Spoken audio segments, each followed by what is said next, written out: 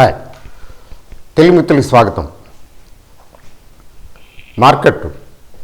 Market గురించి ఎప్పుడు ప్రత్యేకించి చెప్పాల్సింది ఏం లేదు, రిపిటేషనే. ఏంటంటే సజావుగా చక్కగా పైకి వెళ్ళిపోతూ ఉన్నదని. ఈరోజు కూడా ఒక 125 పాయింట్స్ దాకా పెరిగి దగ్గర 1%కి దగ్గర పెరిగి 14,000కి చేరువుగా చేరుకున్నది. అంటే ఈ విధంగా చూస్తే దగ్గర 14,900కి 13,900కి దగ్గరగా వెళ్ళింది కదా. అంటే ఒకరోజు చాలు 14,000 అయిపోతుంది. అయితే ఇప్పుడు ఏం చెప్తున్నారు మార్కెట్లో అంటే 14,000 ఏంటండి, 14,000కి వెళ్ళి అక్కడ ఎందుకు అవుతుంది, కరెక్ట్గా 14,000కి వెళ్ళి అవుతుంది ఏంటది, 14,200 అంటున్నారు. అదంతా రేపు జరగకపోవచ్చులేండి. బట్ ఏంటంటే బుల్ మార్కెట్ ఎలాంటి బుల్ మార్కెట్ అంటే ఇది opening with a gap up. Open అవ్వటమే ఒక 100 పాయింట్లు పైగా ఓపెన్ అవ్వటం. మిగతా రోజంతా ఏముంది, రోజంతా ఒక మ్యాక్సిమం ఒక 40-50 పాయింట్ల రేంజ్ పైకి కిందకి. పెద్దగా సెల్లర్స్ లేరు మార్కెట్లో, సీరియస్గా ఎవరు అమ్మటం లేదు. కొద్దిగా వాళ్ళు వీళ్ళు ఇంట్రాడే ప్లేయర్స్ వాళ్ళు వీళ్ళు కొద్దిగా అటు ఇటు ఏదో చేసుకుని ఒక 30-40 పాయింట్లు తగ్గి వెనక్కి తీసుకొచ్చి 34 పాయింట్లు ముందుకు తీసుకెళ్తాం, అంతే కదా. ఫైనల్గా ఒక 100+ అంటే ఎక్కడైతే ఓపెన్ అయిందో ఆల్మోస్ట్ అక్కడ క్లోజ్ అవటం, లేదా కొంచెం దిగునో లేదా కొంచెం ఎగునో క్లోజ్ అవటం. Only thing is what is market అంటే market is bullish and market is up, market is going up. దీని గురించి ఇంకా ఏం చెప్పడానికి ఏమీ లేదు, మార్కెట్లో ఇదే జరుగుతున్నది. అయితే ఎప్పుడో ఎక్సెప్షనల్గా ఒకసారి చూసారా, ఒక్కరోజు 400 పాయింట్లు పడేసి కొంచెం భయభ్రాంతులకు గురి చేశారు. కానీ అప్పుడే 2 రోజులు 3 రోజుల్లోనే మళ్ళీ సర్దుకుంది అంతా. ఈలోగా కొంతమంది షార్ట్ సెల్లింగ్ చేసి ఇరుక్కుపోయి ఉండొచ్చు. ఇట్లా ఏంటంటే మార్కెట్ పండిట్స్ చెప్పేది ఏంటంటే never go against the trend. ఎదురుగాలి వాలుగాలి అంటాం కదా. మనం ఇట్లాంటి మార్కెట్లో షార్ట్ సెల్లింగ్కి వెళ్ళామనుకోండి అంటే మనం ఎదురుగాలిలో సైకిల్ తొక్కుతున్నట్టు లెక్క, వాలుగాలిలో కాదు. ఎదురైతే ఇస్తున్నట్టు నీ ఫ్లో ఉంటుంది కదా, కరెంట్ ఉంటుంది కదా, వాటర్ కరెంటు. ఆ కరెంట్కి అగెనిస్ట్గా అంటే వాటర్ ఇటువైపు వస్తుంటే మనం అటు ఈతున్నాం అనమాట. So very risky, very dangerous అది. సో మార్కెట్స్ ఆర్ అప్, సజావుగా చక్కగా టాపీగా చూడండి, ఈజ్ మూవింగ్ అప్ అన్అబేటెడ్. ఎవరు ఆపడానికి లేదు, తగ్గకుండా అలాగా అన్అబేటెడ్ అంటే ఏమాత్రం వెనక్కి తగ్గకుండా దిగకుండా చక్కగా సజావుగా వెళ్ళిపోతుంది. That is towards 14,000. 14,000 is simply a matter of 1 or 2 sessions అంతే, అంతకుమించి ఇంకేం అనిపించడంలా. ఈలోగా మధ్యలో చిన్న కరెక్షన్ వస్తే ఇది ఓకే. కరెక్షన్ వచ్చినా కూడా బిలో 14,000 వచ్చినా కూడా 14,000కి వెళ్లకుండా ఆగుతుందని చెప్పడానికి అయితే దాఖలాలు లేవు. Nobody has guts to say that the market will come down are market will fall. ఎందుకంటే ఆ సిమ్టమ్స్ ఎక్కడా లేవు. ఈ చార్ట్ అనలిస్టులు కూడా చెప్తున్నది అదే. ఎందుకంటే చార్ట్లో ఎక్కడా కూడా కనిపించడం లేదు వీక్నెస్ అది. అయితే వచ్చే వీక్నెస్ ఎప్పుడు కూడా సడన్గా వస్తుంది, పెట్టకుండా వస్తుంది. బట్ అట్లా నియర్ ఫ్యూచర్లో మాత్రం అది కూడా కనిపించడం లేదు. అంటే గుడ్ న్యూస్ ఏంటంటే 2020 ఎలా చూసేసిందంటే 7,600 దగ్గర నుంచి 14,000 చూసేసింది. Almost double. ఒక సంవత్సరంలో లో నుంచి హైకి డబుల్ అవ్వటం, 100 పాయింట్స్ పెరగటం ఈ మధ్యకాలంలో లేదు, నియర్ పాస్ట్లో లేదు, రీసెంట్ పాస్ట్లో ఎక్కడా లేదు. అది ఎప్పుడు జరుగుతుందంటే క్లియర్ బుల్ మార్కెట్స్లోనే జరుగుతుంది. ఏది more than double out index. ఈ more than double out index అనేది మీరు చూస్తే 80 లేట్ 80s 90sలో హర్షద్ మెహతా గారి టైంలో అప్పుడు వచ్చింది. తర్వాత ఇంకొకసారి 2 సార్లు ఎక్కడో వచ్చింది, అంటే 2000 ఆ రేంజ్లోనే ఎక్కడో 2004 రేంజ్లోనూ 1-2 సార్లు వచ్చిందంటే సేమ్ ఫైనాన్షియల్ ఇయర్లో లో నుంచి డబుల్ అవటం. ఇట్లా ఒక గివెన్ ఫైనాన్షియల్ ఇయర్లో, గివెన్ ఫైనాన్షియల్ ఇయర్ అంటే ఏముందండి, మార్చిలో లో చూపించింది కదా, ఏప్రిల్, ఒక క్యాలెండర్ ఇయర్ తీసుకుందాం, ఫైనాన్షియల్ ఇయర్ ఎందుకు అవసరం లేదు ఇక్కడ. ఒక క్యాలెండర్ ఇయర్ తీసుకుంటే మార్చిలో డౌను, జనవరి నుంచి తీసుకుంటే మార్చిలో వచ్చింది 7,000 చిల్లర, 7,600.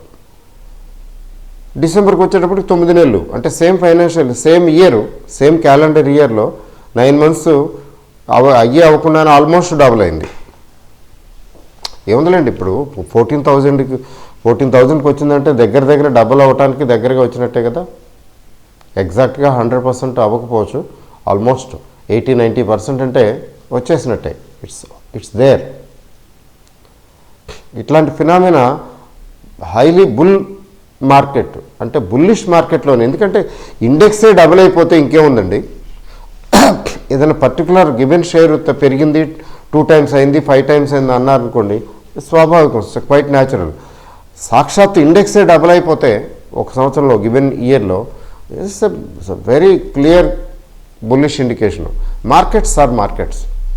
మార్కెట్స్ని మనం పట్టుకోలేం. అవి పెరిగినా అంతే అలాగే పెరుగుతాయి, తగ్గినా అంతే తగ్గుతాయి. That is the good news. అయితే బ్యాడ్ న్యూస్ ఏంటంటే, బ్యాడ్ న్యూస్ అయితే ఏం లేదు ప్రస్తుతానికి, అది వచ్చినప్పుడు చూడవలసిందే. అయితే రోజు ఎలా అయితే 100 పాయింట్లు 150 పాయింట్లు ఇలా పెరుగుతుందో, అంటే నా అనుభవంలో నేను చూసింది,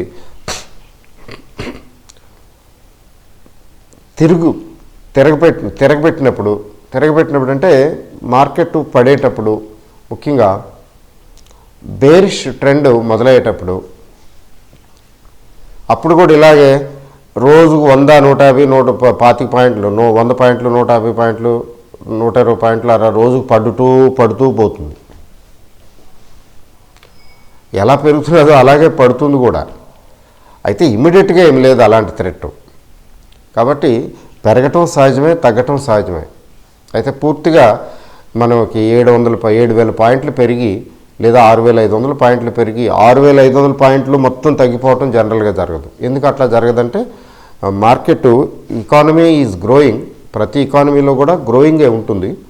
కాబట్టి కరెక్షన్స్ వస్తాయి, కానీ మొత్తం గెయిన్ అంతా వైపౌట్ చేసేసి మళ్ళీ 7,600కి రావటం అట్లాంటి పాసిబిలిటీ మాత్రం ఉండదు.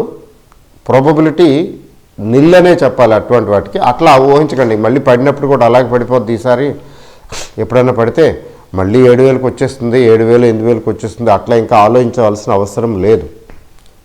వాట్ మై ఎక్స్పీరియన్స్ సేస్, ఇంకా 7,000, 8,000 అనేది ఇంకా అవకాశమే లేదు.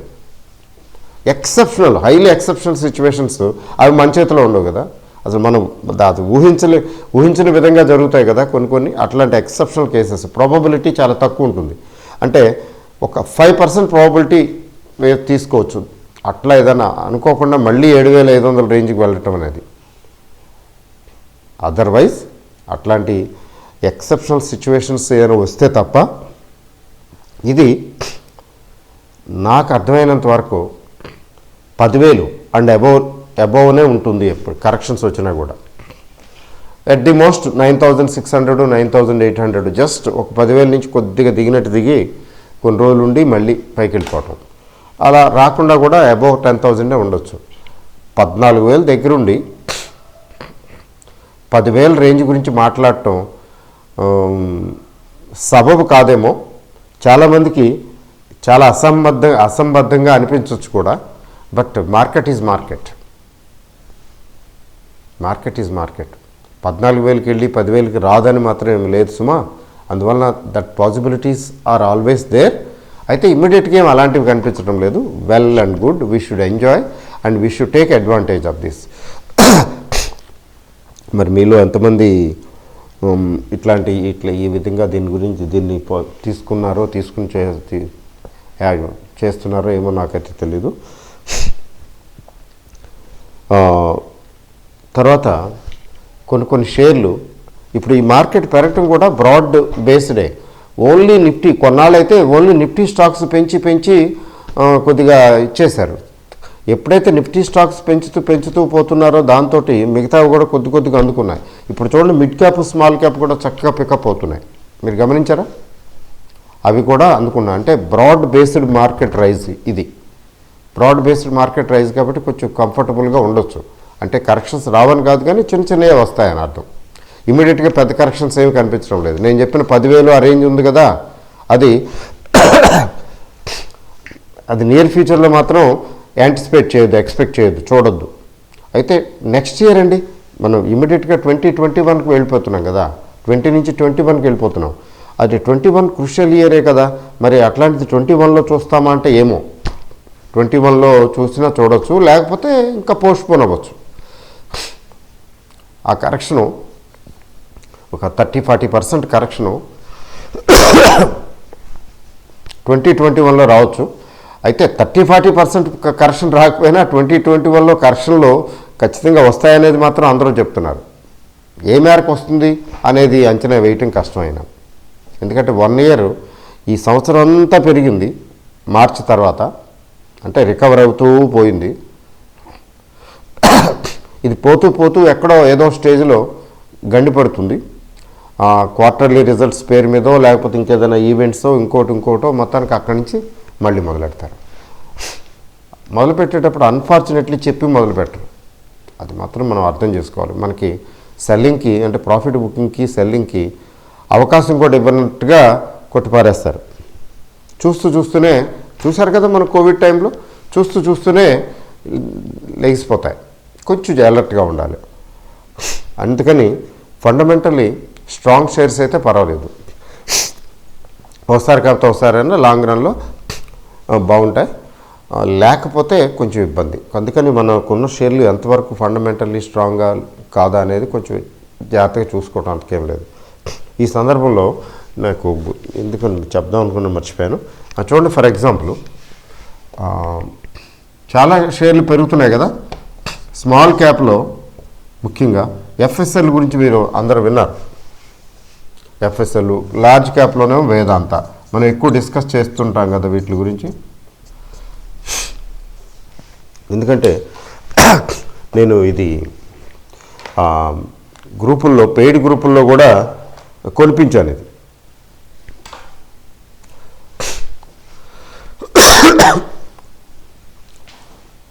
అలాగే జనరల్ వీడియోలో కూడా చెప్పాను దీని గురించి. అయితే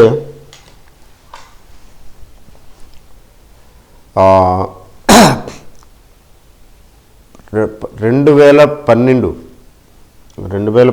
2013 ఆ టైంలో చాలా ఎక్కువగా యాక్టివ్గా ట్రేడ్ చేసేవాడు. అప్పుడు 50-60 రేంజ్లో ఉండేది.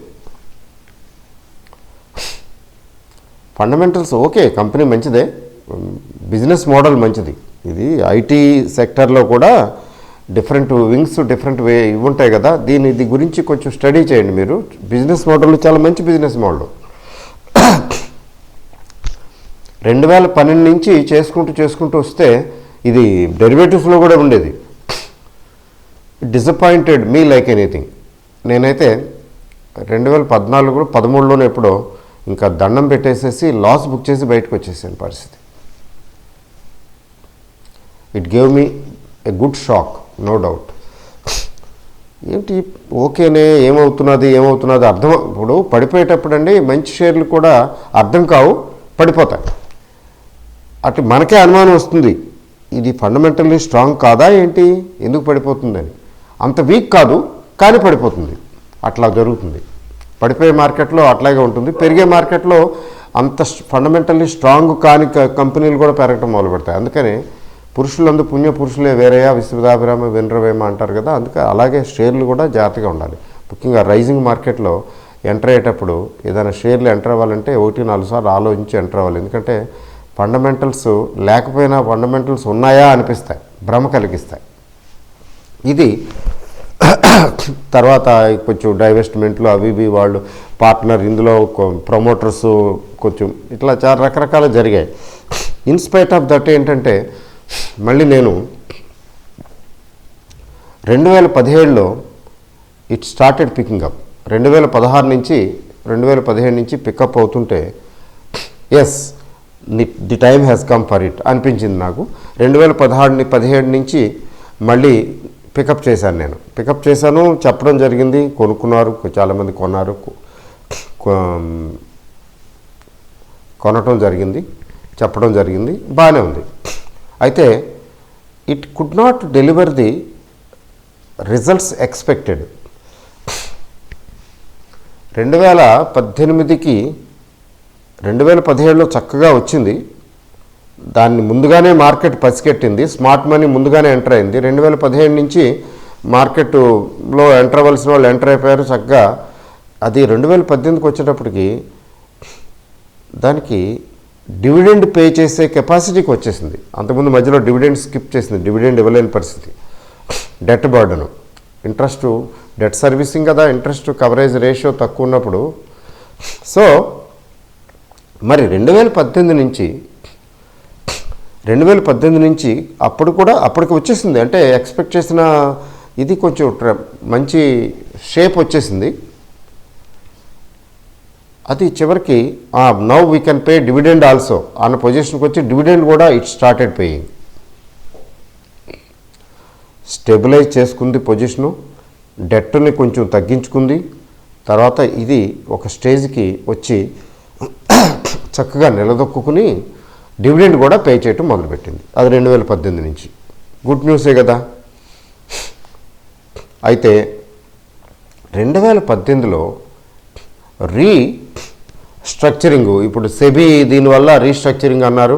మీరు అంతా చిన్న చిన్న కంపెనీల్లో పెట్టేస్తున్నారు, మీరు చెప్పేదేమో ఒకటి చేసేది ఒకటి. మీరు మిడ్ క్యాప్ అంటే ఈ రేంజ్లో మార్కెట్ క్యాపిటలైజేషన్ ఉంటే కానీ ఇది మిడ్ క్యాప్ అని అనడానికి వీల్లేదు అని అది కొంచెం రిస్ట్రిక్షన్స్ పెట్టింది. రీస్ట్రక్చరింగ్ వీళ్ళకి చేయవలసి వచ్చిన సందర్భంలో ఈ పర్టికులర్ స్టాక్ కూడా ఊచకోతకు గురైంది. For no fault of her own అంటారు కదా. కంపెనీ పెర్ఫార్మెన్స్, కంపెనీకి సంబంధించి పెద్ద డిఫరెన్స్ లేదు. డివిడెండ్ పే చేయటం మొదలుపెట్టింది, డెట్ కొంచెం తగ్గటం మొదలుపెట్టింది, పెర్ఫార్మెన్స్ నాట్ బ్యాడ్. ఏదో there is something very wrong అనిపించే అంత సిచ్యువేషన్ కానే కాదు. కానీ వాళ్ళు చాలా మ్యూచువల్ ఫండ్ హౌసెస్ పాపం చాలా పెట్టుకుని ఉన్నట్టున్నారు, తగ్గించవలసి వచ్చింది. తగ్గించే వాటిల్లో దీన్ని కూడా కోసిపారేశారు, తీసే అలా వరుసనే అమ్ముకుంటూ వచ్చారు. అదొక రీజను. మధ్యలో కొంచెం అది పెర్ఫార్మెన్స్ కొద్దిగా డిఫరెన్స్ ఏమి రాలా. ఒక క్వార్టర్ అటు ఇటుగా ఉంటుంది కదండి సహజంగా. 1-2 క్వార్టర్లు అంత బాగా లేవు, బాగా ఎక్స్పెక్ట్ చేసినంత బాగా లేవు తప్ప లాసులు ఏమి వెళ్ళలేదు ఈ కంపెనీ. అయినా కానీ 50 నుంచి 80 వరకు తీసుకెళ్ళి లగాతార్ కంటిన్యూస్గా స్వింగే 80 దాకా తీసుకెళ్ళిన తర్వాత డబ్బును తీసుకొచ్చి 60-50కి పడేశారండి. మళ్ళీ అంతే వేగంగా పడేసి ఆ 50 తర్వాత పాపం 50 నుంచి 40, 50-40 మధ్యన చాలా కాలం కొట్టుకుంది. అంతకన్నా పెద్దగా దిగలేదనుకోండి. ఇట్లా అప్పుడు 2018 నుంచి తీసుకున్నట్లయితే 2018 సెకండ్ హాఫ్ అనుకున్నాం. 2018 సెకండ్ హాఫ్ నుంచి అసలు ఏమాత్రం ఇంప్రూవ్మెంట్ చూపించలా. అంటే చెప్పాలంటే బిఫోర్ కోవిడ్ కూడా ఇది 40లోనే ఉంది. 42 అయితే డివిడెండ్ ఇచ్చారులేండి, ఇస్తున్నారు. ఒకసారి నేను చెప్పినట్టున్నాను, నాకు 2,000 రూపాయలు వచ్చిందండి ఇందులో డివిడెండ్ అని. స్టాక్ అలా యావరేజ్ చేసి పెట్టుంచాను. మరి నమ్మకం, కాన్ఫిడెన్స్, ఇది బాగుంటుందనే నమ్మకం ఉండబట్టే అది 42 కోవిడ్కి వచ్చేటప్పటికి, కోవిడ్ టైంలో మరీ హాహాకారాలు కదా. నేను ఎక్కడో 26-28 నేను కూడా కొన్నాను యాక్చువల్గా 28 దగ్గర వెళ్ళి, స్మాల్ క్వాంటిటీ. ఏంటి ఇంతకన్నా ఎంత పోతుందో పోయిందిలే, ఇంత క్వాంటిటీ ఉంది, పోతే దాంతోపాటు ఇది పోతుంది అన్నట్టుగా. ఇది చూడండి, ఎంత తెలిసి ఎంత కాన్ఫిడెన్స్ ఉన్నా, ఎంత అండర్స్టాండింగ్ ఉండి అర్థమైనా కూడా భయపడిపోతాం. నేను ఒక స్టేజ్లో భయపడ్డాను. 28లోనే ఎక్కడో ఉంది నా బయింగ్, అది కూడా ఉంది. సో ఇది 20sలో కూడా వచ్చిందండి, పడేశారు అప్పుడు కోవిడ్ టైంలో. బట్ ఆఫ్టర్ దట్ చూడండి, అది మెల్లిమెల్లిగా రికవర్ అవుతూ చివరికి ఎట్లా వచ్చిందంటే 60s ఎప్పుడైతే క్రాస్ అయిందో అక్కడి నుంచి ఇంకా మొమెంటం ఇంకా పెరిగింది. 60s 70s నుంచి అసలు వెనక్కి తిరిగి చూడకుండా ఇప్పుడు లాస్ట్ 2-3 డేస్ అయితే పెద్ద స్వింగ్. ఎట్లా అంటే 15% 20% per day. Last 2 days, last 2-3 sessions అలాగే జరిగినట్టుంది. నవ్ ఇట్ ఈజ్ అరౌండ్ 107, 108 ఎక్కడో క్లోజ్ అయింది. నవ్ ఇట్ ఈజ్ 107 అనుకున్నాం. అంటే 28 అనుకుందాం. పోనీ 28 నుంచి చూడండి దీని జర్నీ ఎన్ని టైమ్స్ వచ్చింది. That is the beauty of equity. అంటే 5 times 4 times వచ్చినట్టే కదా అట్లీస్ట్. ఇలా ఉన్నాయి, ఒక్కటే కాదు. అంటే ఇది మనం ఎక్కువ యాక్టివ్గా చూస్తున్నాం కాబట్టి. సో అంటే ఇక్కడి నుంచి ఎంతవరకు వెళ్తుందండి, అది ఇంపార్టెంట్. అది ఎవరికి తెలియదు కదా. అయితే ఇది 70sలో ఉండగా 70s ఎప్పుడైతే క్రాస్ అయిందో నాకు వరుసగా మెసేజ్లే, సార్ ఇది ప్రాఫిట్ బుక్ చేయమంటారు. ఎందుకంటే చాలామంది కొనున్నారు, చాలామందికి చెప్పడం జరిగింది గ్రూపుల్లో. వాళ్ళు కొనున్నారు కదా, ఇంకా నిలవదేమో, పడిపోతుందేమో, మళ్ళీ పడిపోతే మళ్ళీ మనకు అవకాశం రాదేమో. ఆల్రెడీ మార్కెట్ పీక్లో ఉంది కదా. మార్కెట్ ఏ రోజుకి ఆ రోజు పీక్లోనే కనబడుతున్నది, కానీ అక్కడి నుంచి ఇంకా పైకి పోతూనే ఉంది. 12,000 దగ్గర నుంచి పీకేనండి. 12,000 కూడా కాదు, 11,000 దగ్గర నుంచి పీక్ అండి market. Given the strength of the economy 11,000 దగ్గర నుంచి పీకే 14,000కి వచ్చింది. 3,000 పాయింట్లు పెరిగిపోయింది. రోజు పీకే అంటున్నాం, వెళ్ళిపోతూనే ఉంది. ఎవరు చెప్పిన మాట వినకుండా. మరి ఏది పీకు? 11,000 దగ్గర పీక్లో ఉందా, 12,000 దగ్గర ఉందా, 13,000 దగ్గర, ఇప్పుడు 14,000 దగ్గర పీకా? అయితే ఎక్కడో చోట బ్రేక్ పడదని కాదు చెప్తున్నాను. అందుకని పీక్లో ఉంది కదా అని మెసేజ్లు పెడితే వెయిట్ అని, హోల్డ్ వెయిట్ అనేది రొటీన్ చాలా చెప్పుకుంటూ వచ్చాను.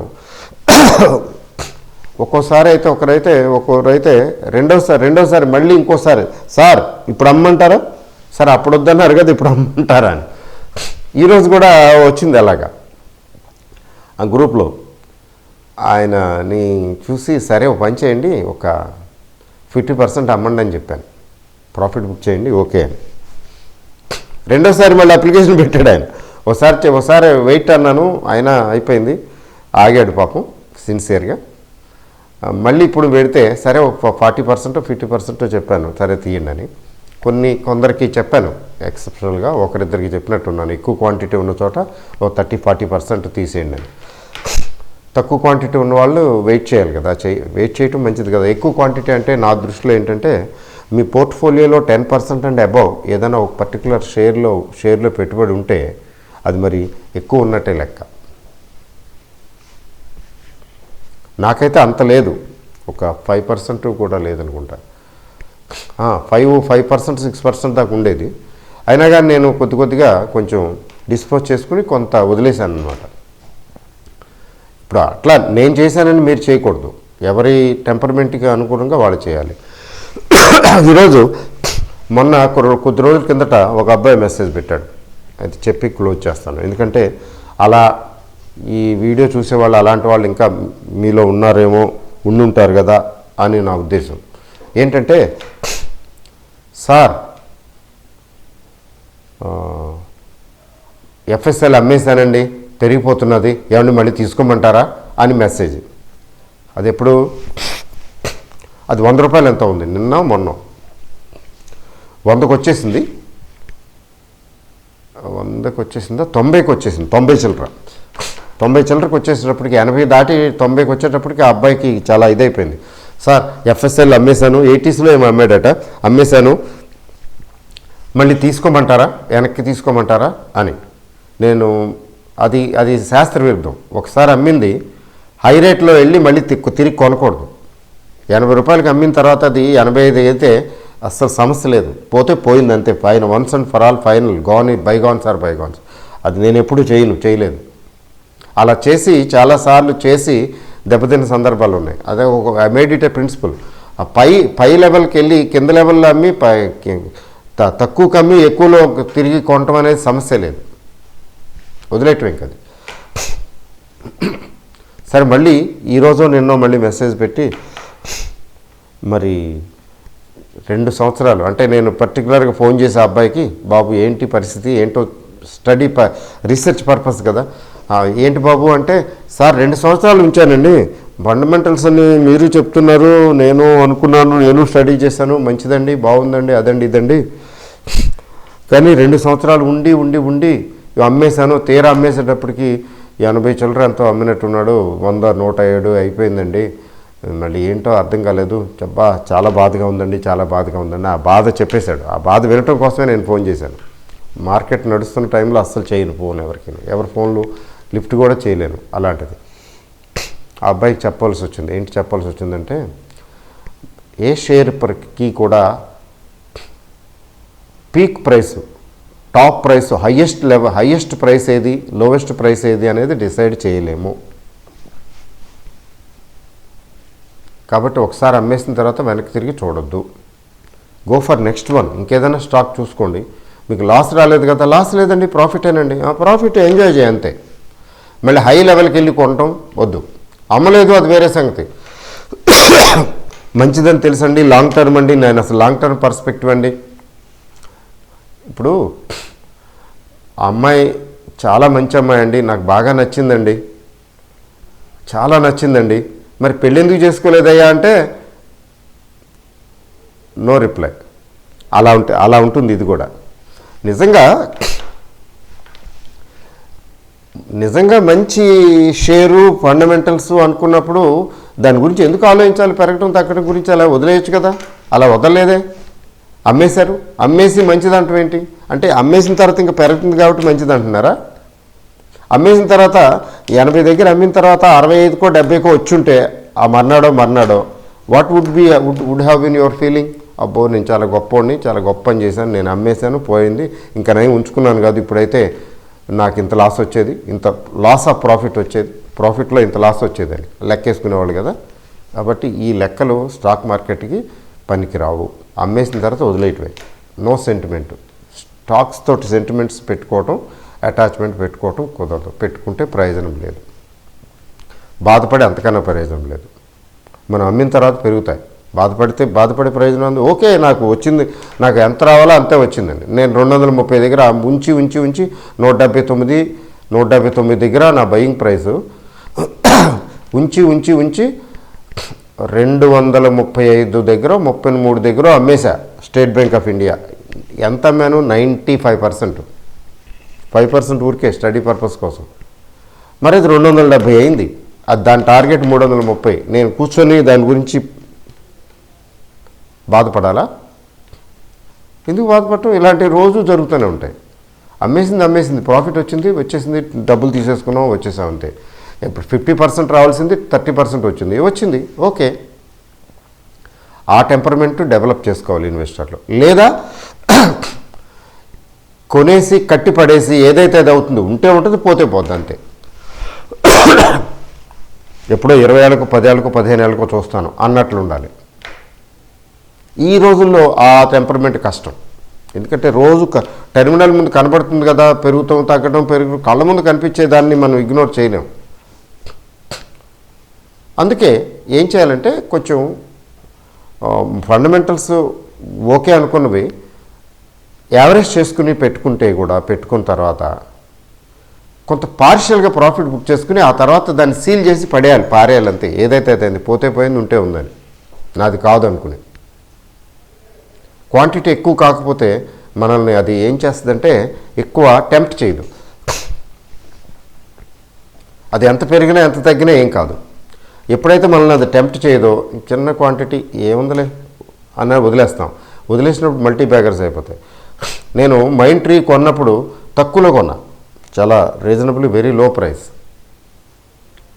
1000 దాకా వెళ్ళిపోయింది, 600 700 ఆ రేంజ్కి వచ్చింది. అది 5+ 6+ అలాగా. నేను స్టడీ పర్పస్ కోసం కొన్నాను, పెద్ద క్వాంటిటీ కొనలేదు, మైండ్ ట్రీ వదిలేశాను. ఇవాళ కూడా నేను ముట్టుకోలేదు. It is now more than double. అది తగ్గినా పట్టించుకోను, పెరిగినా పట్టించుకోను. బాగా తగ్గితే మళ్ళీ కొంటాను, యావరేజ్ చేస్తాను. నాకు అవకాశం ఇవ్వలేదు, అది వదిలేశాను. ఎందుకని? I did not invest much amount. ఒక 25,000 30,000 50,000 పెట్టుంటే దాని గురించి టెంప్టేషన్ వచ్చేసి ఉండేది. ఈ పాటికి అమ్మేసి ఉండేవాడినో లేకపోతే మ్యాక్సిమం అమ్మేసి ఉండేవాడినో. అట్లా ఏంటంటే తక్కువ క్వాంటిటీ పెట్టుకోవడం వదిలేయటం, లేదా ఎక్కువ క్వాంటిటీ ఉన్నా కొంత అమ్మేసి తీసేసి మిగతాది అలా వదిలేసి భూస్థాపితం చేసేయటం. నువ్వు మల్టీ బ్యాగర్ అవుతావో మస్ అయిపోతావో నాకు అనవసరం, లీవ్ ఇట్. నేనైతే అదే చేస్తాను. విశాఖ ఇండస్ట్రీస్ అంతే, 130 కొంటే అది 400కి వెళ్ళిపోయింది. మధ్యలో ఒక చోట ఒక సందర్భంలో నాకు ఎంత అయితే ఓకే అనుకుంటానో అంత తీసి పారేసేసి మిగతా అది భూస్థాపితం చేసి వదిలేశాను. పోతే పోయింది. నాకు ప్రాఫిట్ ఆల్రెడీ ప్రాఫిట్స్ వచ్చినాయి, బాగానే వచ్చినాయి, ప్రాఫిట్స్ బ్రహ్మాండం ప్రాఫిట్ వచ్చినాయి. ఆ మిగిలింది భూస్థాపితం చేసి పారేశాను.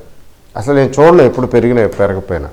అది ఎప్పుడన్నా 10 baggers 20 baggers already 3 times 4 times అయిపోయినట్టుంది, 3 times అయినట్టుంది.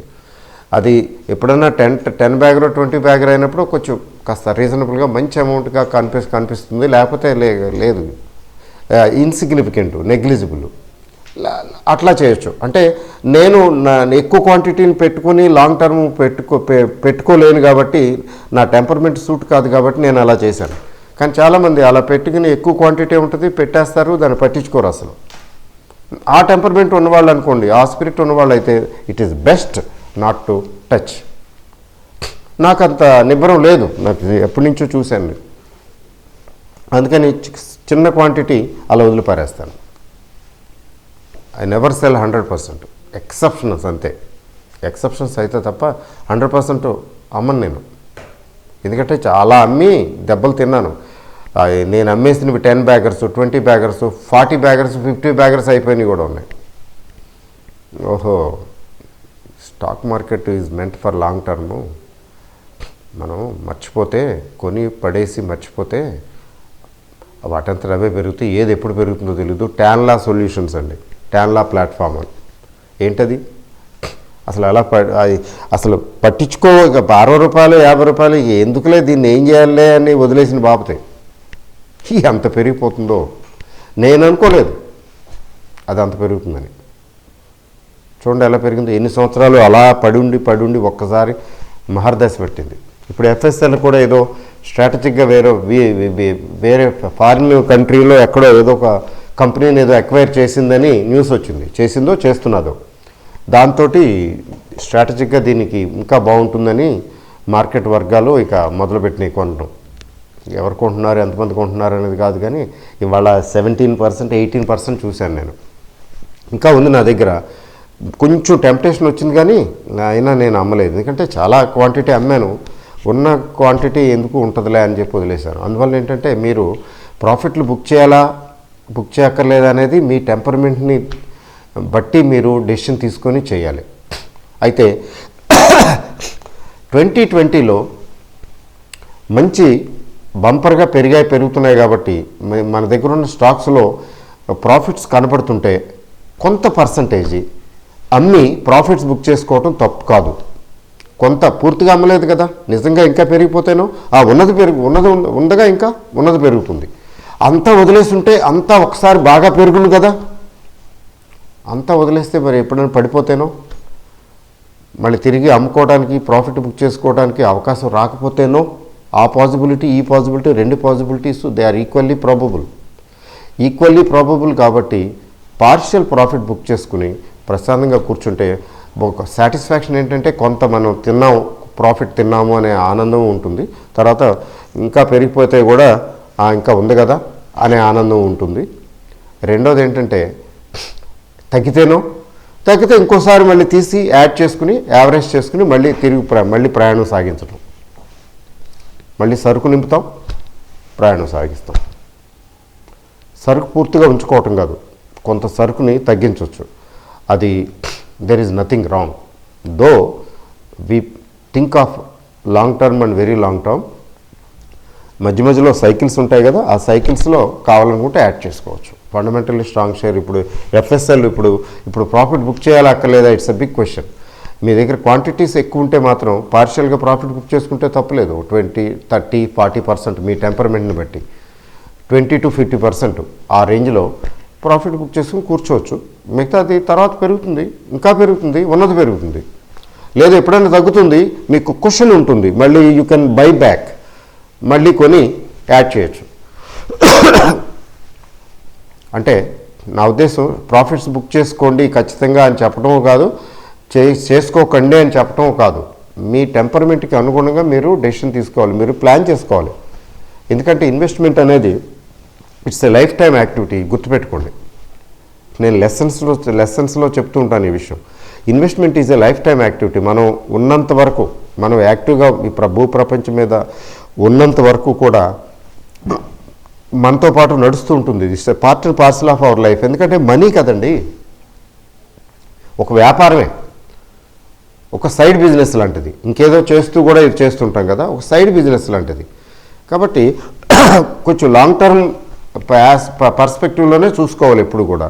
అట్లా చూసుకుంటూ కూడా అట్ ది సేమ్ టైం మధ్యలో సైకిల్స్ వస్తాయి కదా, మధ్యలో అప్పుడప్పుడు గండి పడుతూ ఉంటుంది. ఆ సైకిల్స్లో ఏంటంటే అడ్వాంటేజ్ తీసుకోవచ్చు. ఏది బై చేసి తగ్గినప్పుడు ఆ సైకిల్లో దిగువగా ఉన్నప్పుడు యాడ్ చేసుకోవటం, ఎగువగా ఉన్నప్పుడు కొంత తగ్గించడం లేదా ప్రాఫిట్ బుక్ చేయటం, అట్లా చేసుకోవచ్చు, తప్పులేదు.